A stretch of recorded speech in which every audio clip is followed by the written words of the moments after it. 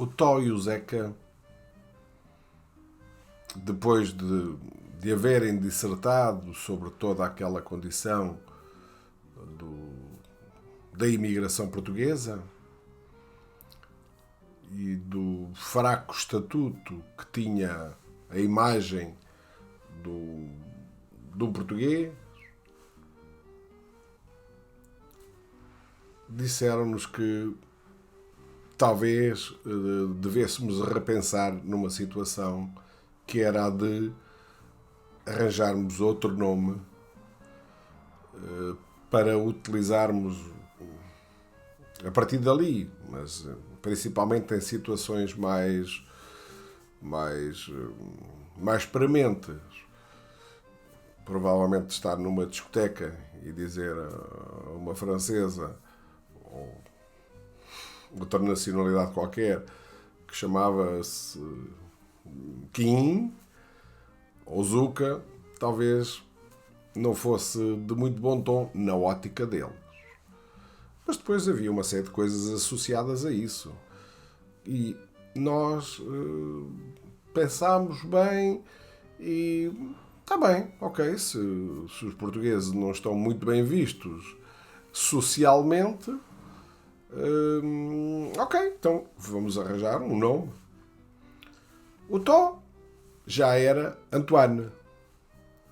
O Zeca era Martins, o último nome dele, Martins, era conhecido por Martin. Agora, Kim e Zuka não tinha tradução. Pensámos, repensámos, aventámos 2 ou 3 hipóteses e chegámos ali a um consenso. Eu passei a chamar-me Alain e o Zuka passou a chamar-se Julien. A partir daí, o Kim, o Zuka, o Zeca e o Tó morreram. Nunca mais utilizámos os nossos verdadeiros nomes. Em todo lado. Mesmo nos locais de trabalho. Só a entidade patronal é que conhecia o nosso nome. Depois, entre amigos e colegas de trabalho, o nosso nome passou a ser Alain e Julien. Passados alguns dias, recebi umas notas grandes, umas notas das grandes, vindas de Portugal, dos meus pais, molhadas num vale de lágrimas e saudade. Ficámos bastante contentes porque aquilo, temporariamente, e iríamos fazer com que aquele dinheiro desse para o máximo de tempo possível, mas ficámos imensamente felizes. Pouco tempo depois, assim que recebemos o dinheiro, naquele dia fizemos logo ali uma mini festança que foi sair armados em turistas e dar logo uma volta, os dois, a visitar alguns locais que era premente conhecer, para quem já estava em Paris já há quase há um mês. E então foi isso que fizemos. A nossa alegria não durou muito tempo. No prédio, julgo que houve reclamações, porque é que uns proprietários que tinham a arrecadação lá em cima e que alugavam uma pessoa, só podiam alugar a uma pessoa, e outro alugou a 2 pessoas, que era eu e o Julien. Perante isso, tivemos que sair. Tivemos que sair da arrecadação. Nem a recomendação que tinha havido a nosso favor serviu de alguma coisa. Tivemos que deixar o nosso quarto. Demos uma volta por ali, não encontramos absolutamente nada. Não era fácil, numa situação de, de urgência, nunca se consegue arranjar nada de um momento para o outro. Principalmente num país onde não há família, não há nada. E então o que estava ali mais à mão e mais razoável eram aqueles hotéis pequenos e que nós visitámos 3 ou 4, porque havia muitos por ali, e acabámos por escolher um a 100 metros de onde morávamos. Era o Hotel Darius, Rue de Saussure, 88. Esse hotel já não existe. Transformaram em qualquer outra coisa, habitação, e já não existe o hotel. Mas ele existe na minha memória. E então 17 euros, 17 francos, naquela altura estava muito longe do euro. 17 francos por dia, um quarto de 15 metros, com um lavatório e um bidé. Água quente e fria. Um luxo. Este é que era um luxo. Água quente no próprio quarto e fria, um lavatório e um bidé. Uma maravilha.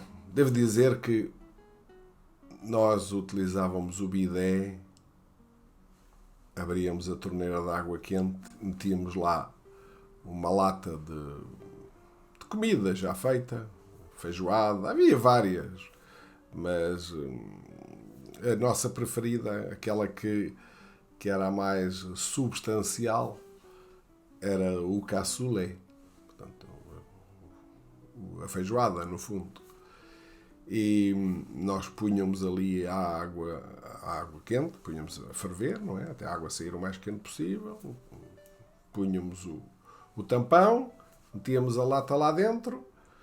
Depois, passado um bocado, tirávamos aquela água, punhamos outra vez mais água quente e finalmente conseguíamos abrir a lata e comer o que lá estava, porque aquilo não se conseguia comer frio, porque tinha muita gordura e era a forma que nós tínhamos de tornear a questão, porque o quarto do hotel não tinha propriamente condições para se comer lá dentro, não é? Nem o proprietário do hotel o queria.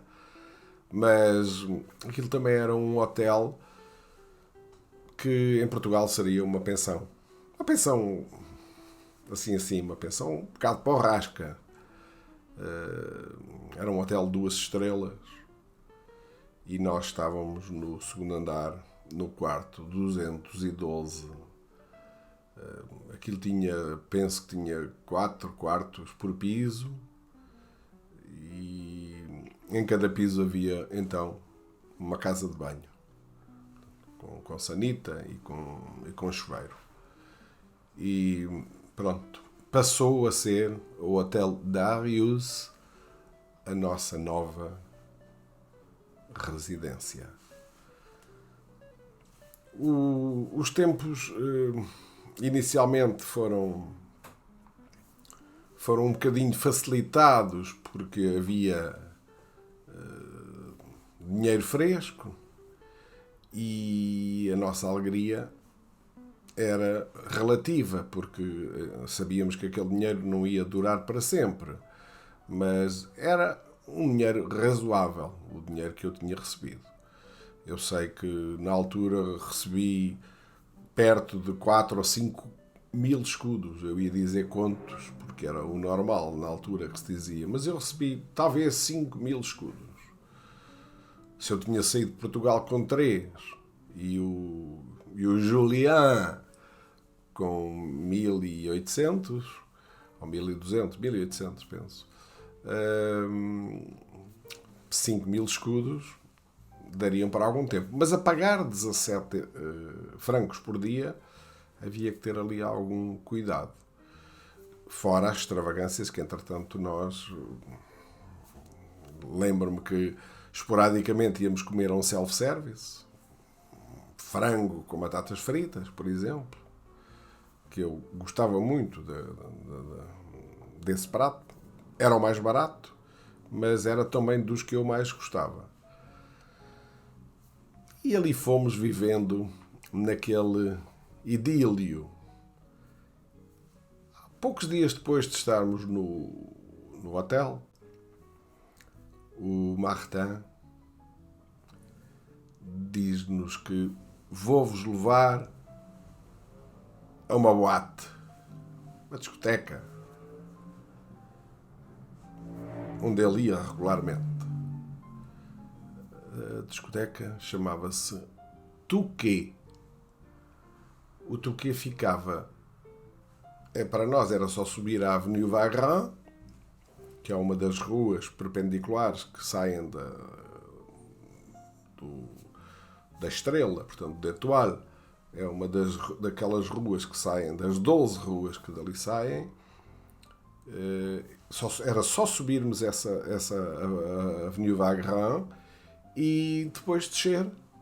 Chegávamos ao Arco do Triunfo e depois era só descer os Campos Elíseos, e o Touquet ficava um pouco antes do fundo dos Campos Elíseos, da Concórdia. E ficava ali do lado esquerdo, era o Rond-Point des Champs-Élysées. Foi uma impressão, uma primeira impressão muito boa. Ali tentámos logo, naquela semi-escuridão, tentámos ver o máximo que os nossos olhos conseguiam abranger. Não era muito fácil analisar os rostos, porque o fumo e as movimentações dos jovens por todo o lado faziam-nos apenas imaginar a volumetria dos corpos, o álcool e os cigarros. Nessa primeira noite aconteceu uma história que foi a minha primeira aventura amorosa em França. Acho que vou contar essa história um outro dia, brevemente. Mas agora nós tínhamos que decidir muita coisa. O Zuka, o Julian, é que agora, passado 52 anos,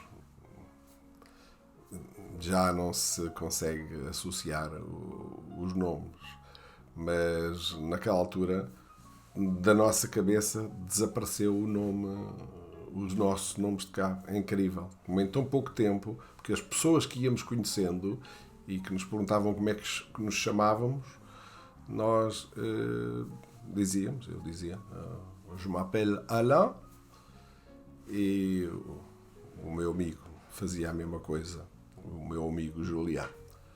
Houve uma situação caricata com isto, porque eu disse, bem, o problema é se me perguntarem qual é a minha nacionalidade, o que é que eu digo? E ele disse, pois, português não convém que digas que és. Diz talvez que és brasileiro ou americano ou uma coisa assim no género. Americano? Espera aí, americano? Se digo que sou americano e depois começam a falar inglês comigo, veem logo que não sou americano. Está bem, pronto, diz que és brasileiro. Os brasileiros também tinham algo de parecido com o português. Também, enfim, também eram ali uns dúbios. De modo que durante algum tempo, nos lados eu dizia que era americano, noutros lados dizia que era brasileiro, mas num dia desses no Touquet, eu disse que era americano. E a miúda que estava comigo diz assim: americano? Sim, sim. E começou a falar comigo em inglês. Eu disse: espera aí, stop. Sou americano, mas sou da América do Sul. Sou brasileiro. Ah, brasileiro. Ah, tá bem, pronto. Nem sei como é que me safei daquela. Mas resultou. Houve outras alturas que esta história de dizer que era americano não funcionou lá muito bem. É que Alain, em francês, escreve-se com A e N no fim. E em inglês, americano, que é inglês, no fundo, Alain só não leva o I, mas é Alain na mesma. Portanto, eu podia sempre jogar com isso. Ao princípio fazia um bocadinho de confusão, mas habituei-me a chamar-me Alain e depois, com o tempo, e cada vez eu falava melhor francês, já ninguém perguntava de que nacionalidade é que era. O nosso problema consistia depois, quando regressávamos a casa, era sempre o mesmo. Era que saíamos da discoteca. Muitas vezes ia eu sozinho à discoteca, porque o Zuka tinha começado a trabalhar. O Zuka, não, o Julián tinha começado a trabalhar. E, portanto, ele não podia ir. Ele trabalhava de noite e não podia ir. Esporadicamente. Havia altura em que a sua folga calhava um fim de semana e ele ia connosco. O que quer dizer que não vivemos propriamente os dois as mesmas aventuras. Mas quando regressávamos a casa, nos dias em que o Zuka trabalhava, eu tinha que me levantar. Tinha que me levantar, era só uma questão de arrefecer a cama e depois sair para qualquer lado. Para um jardim, para debaixo de uma ponte, para uma estação de metro, para onde quer que fosse.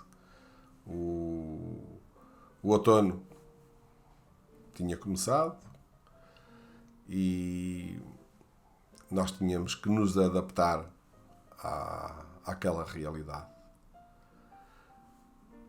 Não vivemos naquele hotel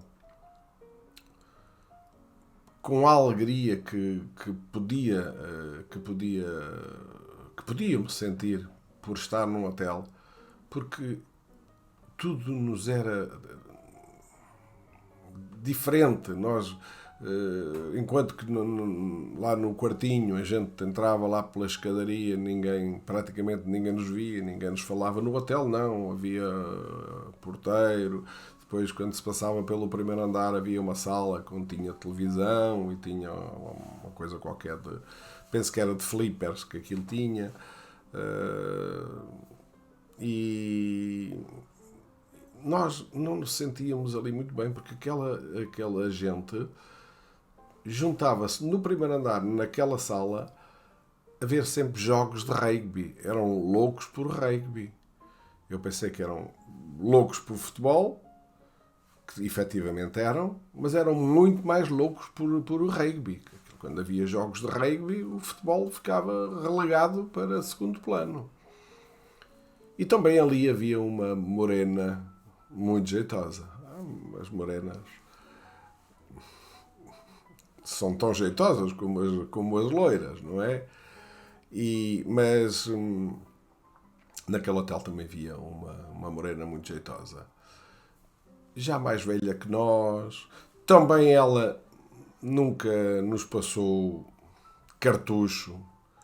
Nunca ligou muito. As mulheres normalmente têm tendência sempre para olhar para homens mais velhos. Nós éramos uns putos, 18 anos. Ela talvez tivesse 25, coisa parecida. Nós fomos-nos mantendo por ali. Não sei ao certo, mas acho que nós ficámos a viver naquele hotel, talvez 3, 4 meses. Sim, talvez mais, talvez mais, talvez mais. Sei que quando acordava de manhã vinha à janela do quarto e via as ruas cheias de neve. Portanto, devemos ter vivido naquele hotel até talvez aí fevereiro ou março do ano seguinte. Não sei ao certo quantos meses foram, mas foram alguns meses. Porque, entretanto, eu arranjei emprego. É uma história também rocambolesca, porque muito perto de nós havia uma estação de comboios e essa estação, salvo erro, chamava-se Cardinet. Acho que era Cardinet. Pont Cardinet era a ponte da estação. Portanto, presumo que a estação se chamaria Cardinet. E não sei se eu vi um anúncio, se o que é que foi que aconteceu, se me disseram. Sei que eles estavam a precisar de pessoas, de vários empregados, para trabalhar lá na estação. Estava a chegar a minha ocasião de começar a trabalhar. Fui lá para me inscrever. Tomaram nota do meu nome e disseram-me logo: amanhã esteja aqui às 8 da manhã ou às 9. Fui lá e quando lá cheguei havia talvez uma vintena de pessoas lá que tinham sido convocadas para lá estar. Percebi logo que era quase tudo portugueses e espanhóis. Mandaram-nos sentar numa sala, deram-nos uma folha para a mão, um esferográfico, um lápis, e estávamos a fazer um exame. Do que é que constava o exame? O exame constava, no fundo, de ter que escrever algumas coisas em francês, de ter que ler 3 ou 4 linhas que eles nos deram para ler e pouco mais. Era um exame para trabalhar numa estação de caminhos de ferro, para carregar caixotes, descarregar. Não me parecia assim lá com muito nexo. Bom, pois não parecia com muito nexo, mas o certo é que dessa vintena de pessoas só fiquei eu. Fiquei muito admirado, porque eu também escrevia francês, não falava só francês, também escrevia. E depois acabei por perceber que aquilo era porque era preciso saber ler o que é que dizia nos caixotes que vinham nos transportes que eram transportados pelo comboio, nas coisas que nos davam, nas folhas que nos davam para pôr sobre as mercadorias. Enfim, não era propriamente carregar caixotes ali com a força bruta, não é? Mas era porque havia carros próprios para aquilo. Nós, no fundo, força física não fazíamos muita. Mas, no fundo, o nosso trabalho era carregar e descarregar caixotes numa estação de caminho de ferro. Mas fiquei sozinho. Fiquei eu, apenas eu. Por um lado, fiquei contente. Por outro lado, fiquei triste, porque havia lá mais portugueses candidatos ao trabalho que não ficaram. E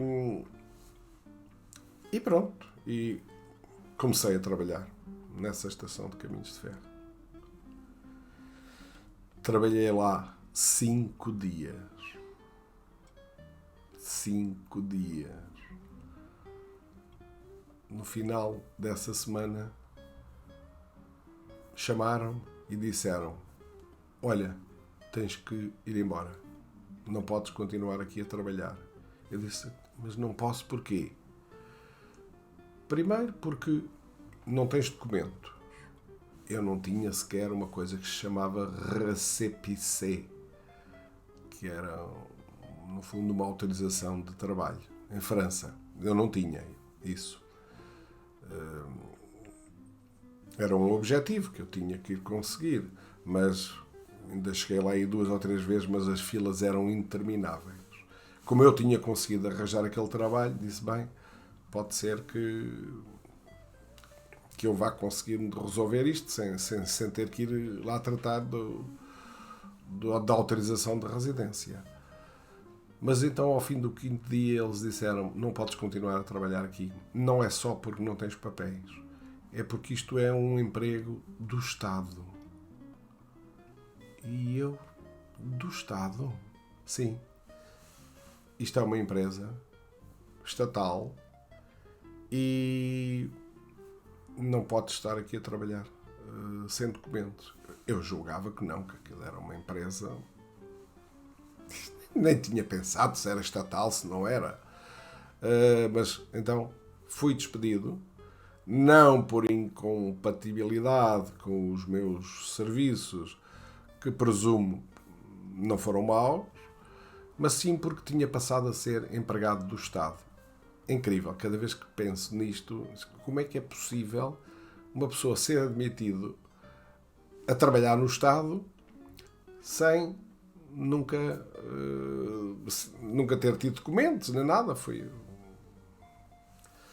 empregado assim. Pagaram-me os 5 dias, não me deram qualquer indenização de mais um dia, menos um dia. Pagaram-me os 5 dias e... Bem, se nós, por um lado, estávamos a subir de estatuto, porque o Julián já trabalhava e eu tinha acabado de arranjar emprego, subimos de estatuto, descemos na desgraça.